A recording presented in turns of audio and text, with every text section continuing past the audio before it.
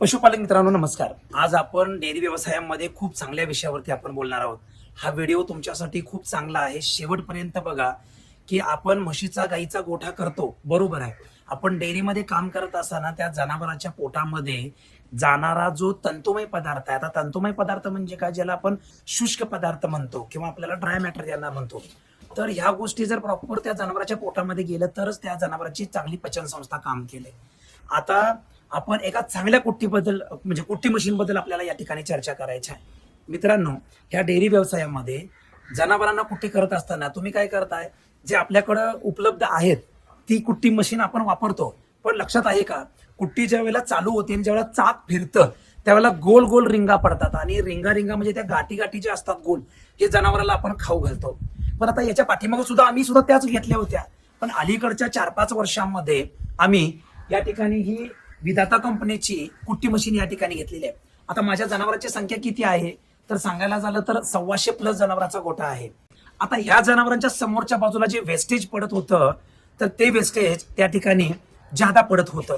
आता सांगायला झालं तर या 100 जनावरांच्या मधनं हे जवळजवळ मोठेच्या मोठे टप, जवळजवळ 3 ते 4 टप आम्ही या ठिकाणी टाकत होतो, म्हणजे काढून बाहेर उकिरड्यामध्ये जात होता. पण आता विधाता कंपनीचं जे आपण मशीन घेतलेलं आहे याच्यामध्ये आता ही 13 MM ची कुट्टी आहे. याच्यामध्ये जर बघितलं तर अजिबात गोल रिंगच दिसत नाही. तर पशुपालक मित्रांनो, हे जे बुडक्याचं जे प्रमाण आहे हे व्यवस्थित क्रश व्हायला पाहिजे. आणि तुम्हाला प्रत्येकाला वाटतं की याचं मेंटेनन्स जास्त आहे, अजिबात मित्रांनो नाही. दर आम्ही जवळजवळ हे मशीन 1 महिन्यातून एकदा त्याची ब्लेड लावतो. मी आणि माझा जो कामगार आहे तो पूर्ण मशीन खोलतो. आम्हीच त्या ग्राइंडरवरती आम्ही व्यवस्थित त्या पद्धतीनं आम्ही त्याचा मेंटेनन्स ठेवतो. ग्रीसिंग असेल, ऑइलिंग असेल किंवा तंतोतंत त्या बॉडीला घासून पातं फिरलं पाहिजे, अशा पद्धतीचं त्या ठिकाणी आम्ही त्याची काळजी घेतो. पुसणं असेल, पूर्ण मशीन क्लीन महिन्यातून एकदा क्लीन करून घेतो. आणि जास्त म्हणजे जवळजवळ 40 ते 50 तास झाल्यानंतर आम्ही त्या पद्धतीने ते काम करत असतो. आता जे हे मशीन आहे ह्याच्या अगोदर माझं कुठलं होतं, म्हणजे 4D मशीन मोठं आहे, अजून पण आहे. त्याच्यामध्ये सायलेज बनवलं जातं. याच्या पाठीमागं मी जवळजवळ 2 मशीन खरेदी केलेली होती. एक घेतलं होतं म्हणजे 4D मशीन, त्याच्यामध्ये 40 मॅक्स मशीन त्याला जोडलेलं होतं. ते सुरुवातीला मी माझ्या गोठ्यामध्ये पण वापरलं आणि बाहेरच्या बाजूला कमर्शियल म्हणजे व्यावसायिकता त्याला आणली. आणि ते व्यवसाय करण्यासाठी एका ऑपरेटरकडे दिलं. त्यामुळे त्यानं काय केलं, आजूबाजूच्या 10, 15, 20 गावामध्ये अगदी बेळगाव पर्यंत, म्हणजे जवळपास सांगायचं झालं कागल तालुका, त्याचबरोबर या ठिकाणी सांगायचं झालं तर शिरोळ वगैरे या भागात आणि इकडं बेळगाव पर्यंत आणि कोकणापर्यंत सुद्धा आम्ही या ठिकाणी गेलो. कारण जास्त 4-4, 5-5 एकर जर असेल तर आम्ही त्या ठिकाणी तिथपर्यंत आम्ही जात होतो. तर त्याचा रिझल्ट पण खूप चांगल्या पद्धतीचा आला. त्यानंतर मी 40 मॅक्स कुट्टीसाठी घेतलेलं होतं. आता त्या वेळेला 1-2 वर्ष मी वापरलं आणि परत ते विकलं. का विकलं तर मला पुढे जायचं होतं, 60 मॅक्स घ्यायला पाहिजे होतं, कारण जनावरांची संख्या पण त्या ठिकाणी वाढली. आता या ठिकाणी हे माझं जवळजवळ 1.5 ते 2.5 वर्ष झालं हे 60 मॅक्स या ठिकाणी हे हायस्पीड म्हणजे एकदम जबरदस्त या ठिकाणी हे मशीन आहे. तर हे मी मला वाटतं इथं साताऱ्यामध्ये गोंदवले या ठिकाणी जे डीलर आहेत त्यांच्याकडून मी हे घेतलेलं होतं.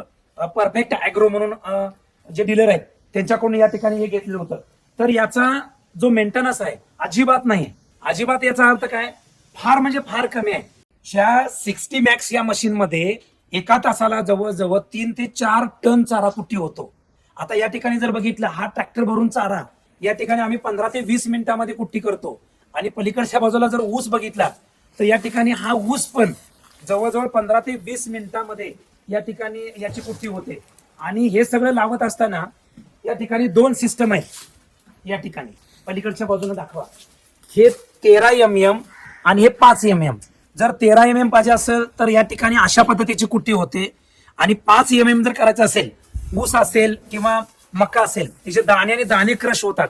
आणि त्याचा रिझल्ट इतका सुंदर आहे की जनावरांच्या शेणातून सुद्धा ते दाणे त्या ठिकाणी वेस्टेज जात नाहीत किंवा पडत नाहीत. म्हणजे ज्या मक्याच्या दाण्यामध्ये जी एनर्जी असते, ही एनर्जी मुरा म्हशीला, दुधाळ मुरा म्हशीला किंवा दूध देणाऱ्या HF जातीच्या गाईला जर आपण दिलं चारा कुट्टी करून तर त्याचे रिझल्ट सुपर आहेत. दादांनो, फार मोठा विश्वास तुम्ही या ठिकाणी माझ्यावरती ठेवा. का ठेवा की हे मशीन मी वापरत आहे.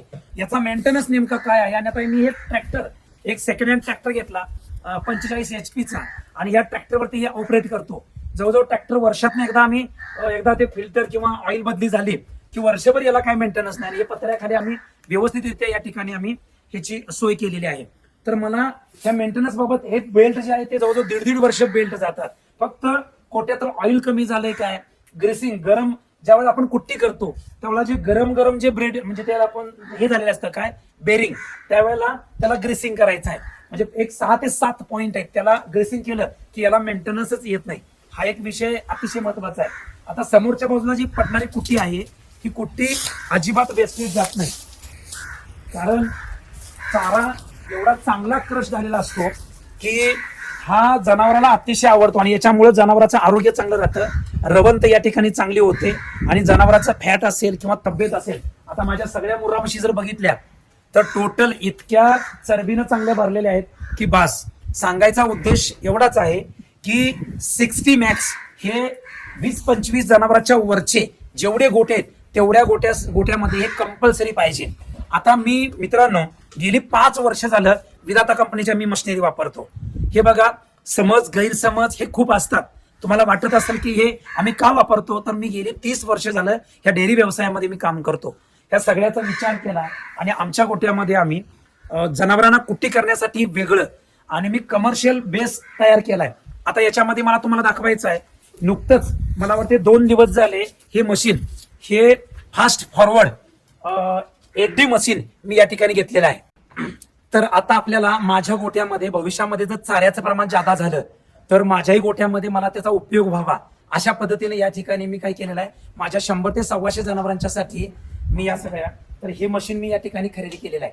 आता मित्रांनो हे दाखवायचं झालं तर अगोदर कसं होतं, एक माणूस ऑपरेटर इथं या ठिकाणी उभा राहायचा आणि ते बाकी सगळं ऑपरेट करायचं. तर आता हे मशीन इतकं जबरदस्त आणि इतकं म्हणजे एका माणसाला म्हणजे फार त्रास या ठिकाणी होणार नाही.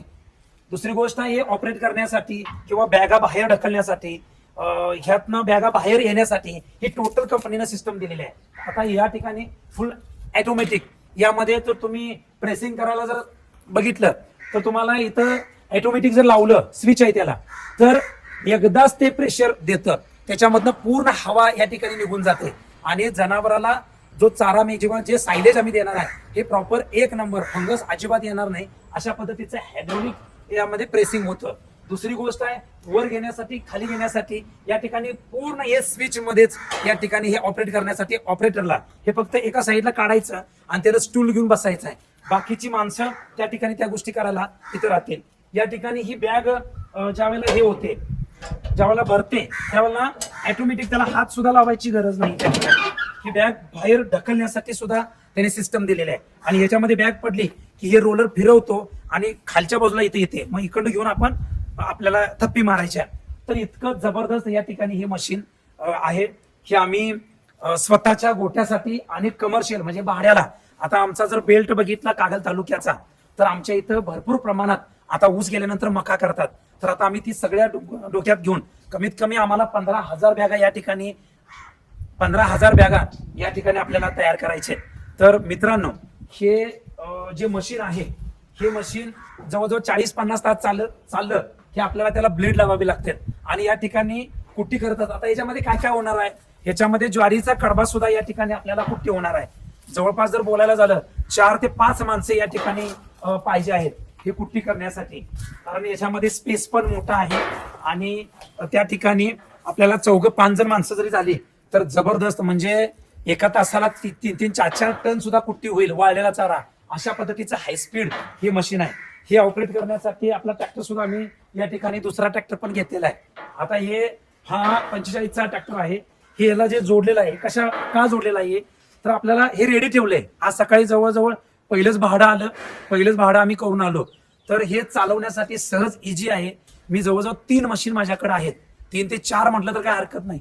एक मशीन हे 8D, एक आहे 4D, एक आहे 60 आणि एक आहे 40 मॅक्स. त्या ठिकाणी ते मी एक ते दिलेलं आहे.